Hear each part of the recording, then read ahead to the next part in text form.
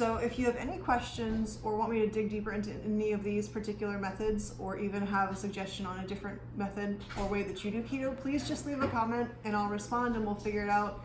We are happy to talk more about keto. It's what I live, eat, breathe, sleep, play.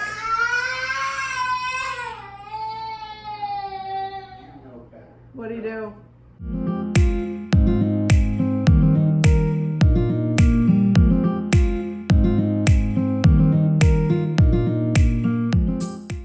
Hey everyone, I'm Erin with Brother Sister Keto, and today we're going to talk about 5 common keto diet methods. First, I want to just get a bit into keto. You hear that word a lot. Keto is short for ketosis. Ketosis is the metabolic state that your body enters into when you restrict carbs from your diet. Ketosis is the ultimate goal of any keto diet. That's why you're saying no sugar, no pasta, no bread. It is also that your liver starts breaking down the fatty acids at a higher rate. And we know that we're in ketosis because it actually produces ketones, which go into your blood and your urine. You can test it, or you can just restrict yourself to about 20 net carbs, and in 2 days you'll be in ketosis. So you can check it, you can not check it, that's totally up to you. Bottom line, ketosis is what you want to enter into. That's why we do what we do, that's why we eat what we eat. It's a fantastic state for your body to be in. So you can do keto any way you choose. I prefer to think of it as a lifestyle, and I want my diet to seamlessly integrate with my lifestyle and it be something that comes easy and naturally, and I don't want to fight against it. So these are just 5 of the most common methods or ways of doing keto that I've seen out there. They sort of can go from one to the other rather easily as well. So if you are at one of them and you want to move to a different one, I'm going to give you a couple tips and maybe just a few suggestions and explain the intricacies of them just a little bit so that you can understand if maybe you do want to step up your game and move to a different type of keto. So the first keto method that I want to talk about is the fad keto. And that is when you don't really know a lot about keto necessarily, and you start off with something like a water fast, where you do nothing but drink water for 24 to 48 hours to jumpstart your body into ketosis. Or you do an egg fast, which helps restrict calories and then makes you hate eggs. It is effective though. Or you can do the beef fast, which is also a very restrictive diet, and you only eat beef for a certain number of days. Fad keto also might be where you would walk into a coffee shop and order a large, heavy cream, sugar-free vanilla 6 Splenda latte, not realizing that you have just eaten like 12 carbs and about 1,000 calories. Fad keto has its place. If you want results quickly, if you do an egg fast, you're gonna drop some weight because all you're eating is eggs. It's really restricted, calories are gonna be low. It's a way to drop 15 pounds in a week, or whatever is suggested when you find out about this fast. That's our first method of the keto diet. Our second common keto diet method is gonna be the fat pushing keto. That is where you're not quite in the fad section anymore, but you are moving into the bacon is life, and I would grow my own food, but where do you buy bacon seeds? And you're eating fat bombs, and you're drinking bulletproof coffee. You might still be drinking heavy cream lattes. I see some amazing recipes where you bake bacon into taco shells and then fill it with more cheese and fatty meat, and I'm sure it's delicious, and that definitely has its place as well. That's our second common keto diet method is the fat pushing. The people that are proponents of that believe that when you eat more fat, it helps burn the fat off of your body. So that is one of the mindsets behind the fat pushing keto diet. Bulletproof coffee is very popular. A lot of people add butter and MCT oil, coconut oil to their coffee, collagen powder.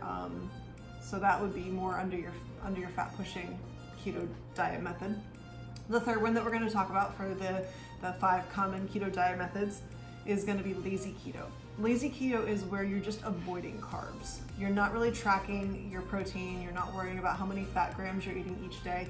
You're just not eating carbs. Sugar is a carbohydrate, so that counts. You're not eating sugar. You're not eating pasta. You're not eating starchy vegetables like corn. You're not eating sweet potatoes. You're not eating potatoes. Like some of these things that we were always raised to believe are healthy are completely off the table. And this is lazy keto, so you're just not eating those. You're not worrying about how many grams of protein are in your chicken breast for lunch. You're just eating chicken and cheese and a little bit of salad maybe, and not worrying about it. Lazy keto is an effective step up from fat pushing keto because you're not focusing as much on drinking fat, you're just avoiding carbs. Like, stay away from potato chips and you consider your lazy keto day successful. The next step up from lazy keto, our fourth common keto diet method, is going to be dirty keto. Dirty keto is where you are tracking your macros, so you know how many protein grams and how many fat grams you should be eating, and you are aware of general amounts of net carbs per day, between 20 and 35, depending on how tall you are. So with dirty keto, you're not as much worrying about ingredients. There are a couple schools of thought. There are many schools of thought in the keto universe, but there are a couple of schools of thought about ingredients versus being keto or not keto. And I hate to tag foods as keto or not keto because ketosis is, as we discussed, a metabolic state. So a food can't be keto or not keto. It can help you get to this metabolic state easier or not easier. So let's say you want to make sugar-free pudding. And sugar-free pudding in and of itself is low carb, but it has cornstarch in it. Cornstarch is a derivative of corn, which is not something that you would typically think belongs on a keto diet. However, in minute amounts, it really isn't terrible, so would be acceptable on a dirty keto plan. Also acceptable on a dirty keto plan would be like a single Oreo. If you can fit that in your daily macros and you have enough carbs for one single Oreo and you want to eat chicken breast for lunch and dinner, okay, have your Oreo. And this is if it fits your macros, I'm not worrying about ingredients. Diet Mountain Dew has orange juice in it, but it is a staple of our household. I'm not gonna lie. We drink a lot of that. It's not that much orange juice, but orange juice is juice. So obviously you wouldn't just go guzzle orange juice, but a tiny bit of these ingredients aren't gonna hurt you. It's really up to you what you wanna do. Lots of different people have success on any of these 5 common keto diet methods that we're talking about today. So really you just need to figure out what's gonna work for you. Now, if you are on any of these levels and you've hit a plateau, let's say you are in your lazy keto and you're like, wow, I've been at the same weight for 6 weeks, my scale isn't changing, my clothes are fitting the same, like I don't think I'm losing any weight. Maybe you wanna step it up a notch and move on to something like paleo keto. Paleo keto is where a lot of people just X out all of the artificial ingredients. So you're not gonna be drinking diet soda, you're not gonna be having these like treats and snacks that would be readily available to us right now. Paleo brings it back down to where we didn't have as much options when it comes to food. So you're just eating your basic meats, some cheeses, vegetables if they're in season. Try to stick with that.